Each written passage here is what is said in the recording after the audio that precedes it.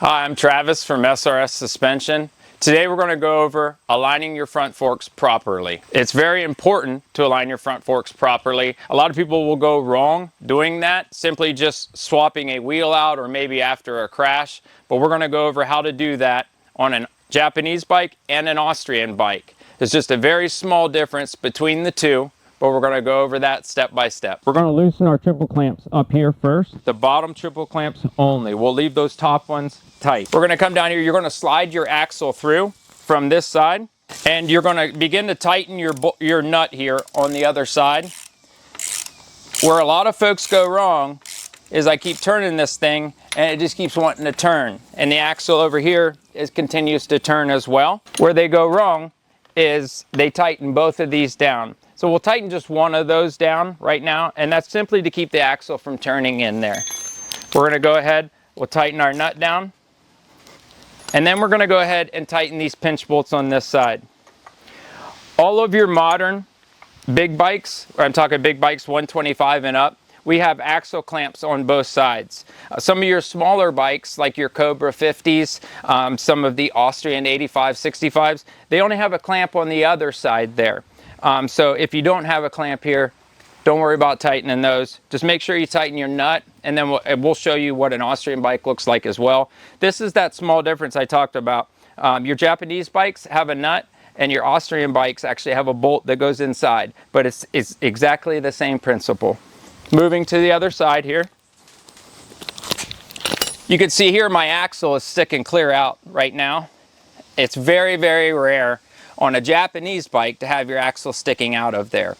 On an Austrian bike you will, because we have a nut that's actually pressed inside of the axle there, and so it may stick out a little bit, but we're probably going to line the front end. Right now, when I tighten here and over there, and I'd mentioned how people go wrong there because they tighten both of these down, what happens is you pull your forks together. Now my forks are a V shape. I want to go back over here, loosen this back up, and I just seen that pop right back out again. Now we're going to go and take the bike off the stand and actually align the front end. This fork here is made to slide in and out on your axle.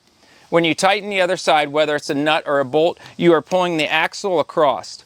Your shoulder on your axle, that's usually the one that's a little bit of a pain to make it through this hole when you first start, bottoms out on this wheel spacer right here, and that pulls the wheel that direction towards our nut or our tightening bolt.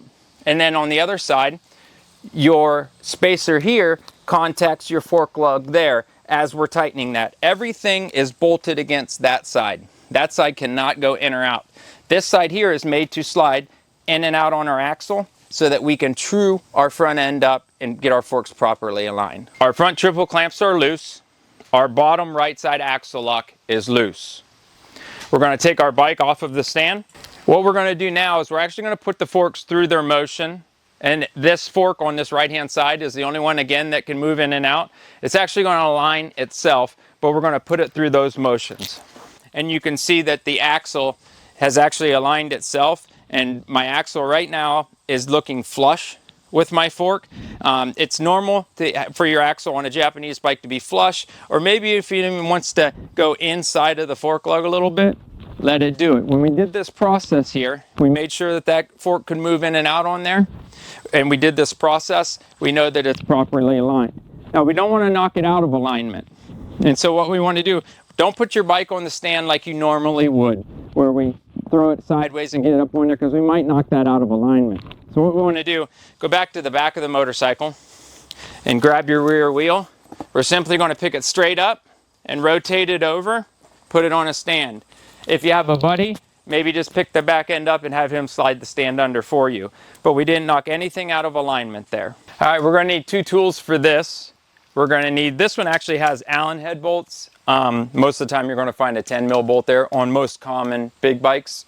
But right tools and a torque wrench, a good torque wrench. Make sure that if you paid 40 bucks for it, it's probably not a good torque wrench. Also want to find one. Most of these triple clamps on the Austrian bikes, we recommend 14. and 12 foot-pounds.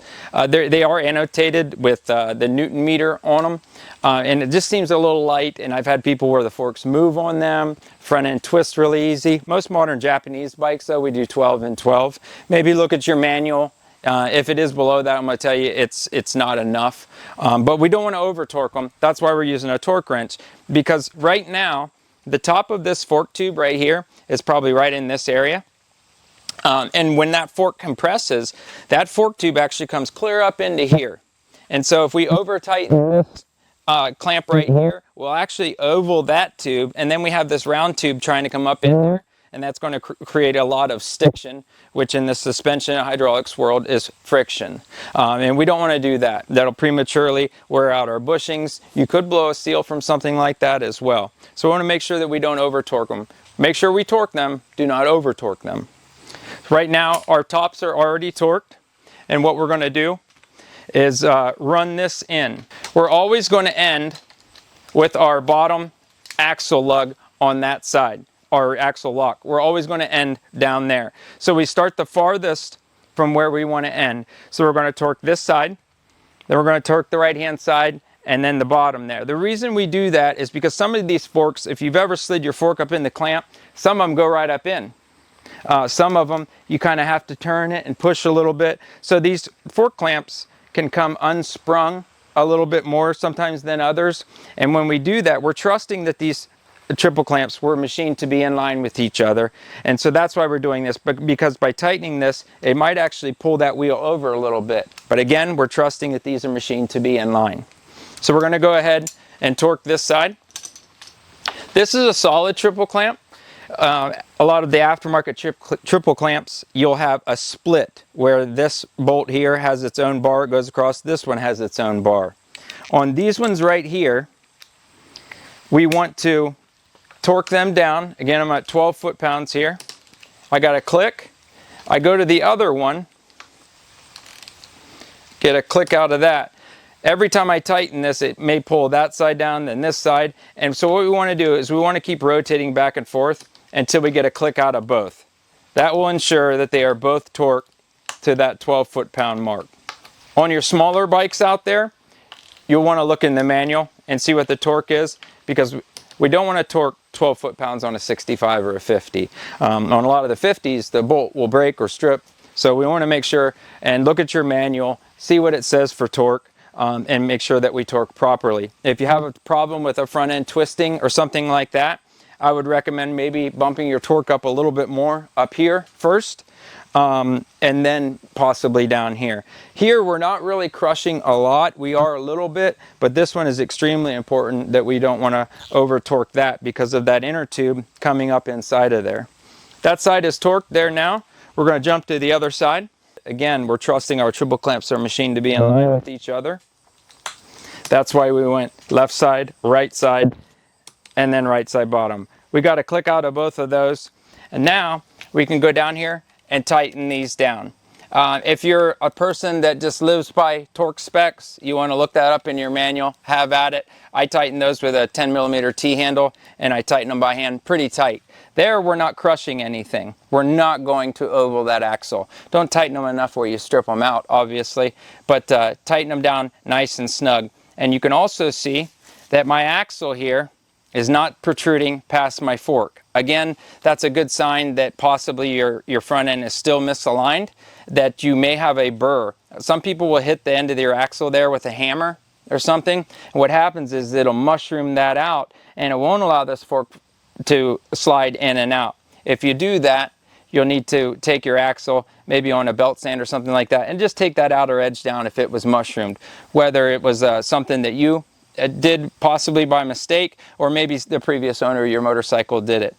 Just machine the outside of that axle edge down a little bit so that your fork can slide in and out there. All right, we looked at a Japanese bike. We went through the process of aligning it. Now we're looking at an Austrian bike. Again, the big difference in the Austrian bike and the Japanese bike is the Austrian bike has a bolt that simply goes inside of the axle. Now on a lot of these here, you don't get that rotation out of the axle as much when you're tightening that down. It usually will come over and stop on its own. But if for some reason it is turning, like we talked about on the Japanese bike, tighten one of those bolts on the other side on the axle pinch. Go ahead, tighten this bolt down, both of those, and then go back over there and loosen that back up again, just like we did on the other bike. This bike here also has the split triple clamps I was talking about whenever we torque. These, you'll want to get a click back and forth, but you will notice that once you torque one, it's usually torqued. You torque this one, you get back to there, you usually get a click out of the other one, because this is the split clamp that we were talking about. Alrighty, that completes our front end alignment on a Japanese bike and an Austrian bike. Again, the differences were just simply a nut and a bolt on that left-hand side. Speaking of the left-hand side, your smaller bikes, your 50s, 65s, 85s, they may not have that axle lock like I mentioned before on the left-hand side fork.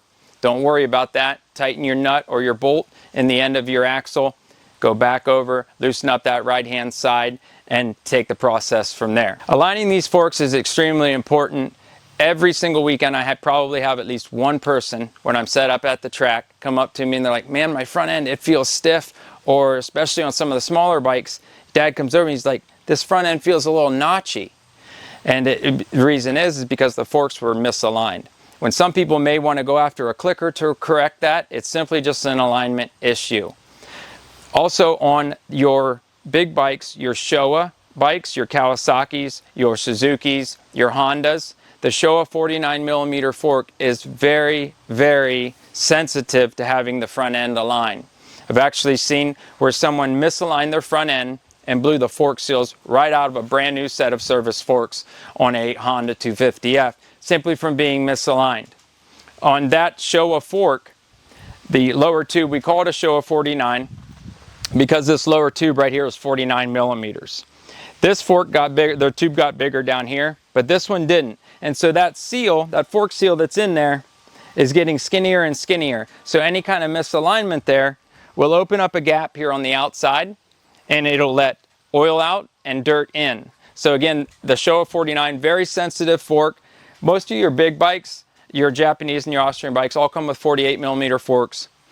They are sensitive to misalignment too, but the Showa is super sensitive. So if you own one of those motorcycles, you want to check that regularly. Through this process here, we just aligned it to make sure that it was aligned. This is something that you'll want to do every single time. Obviously, you slide new forks up in there, freshly serviced.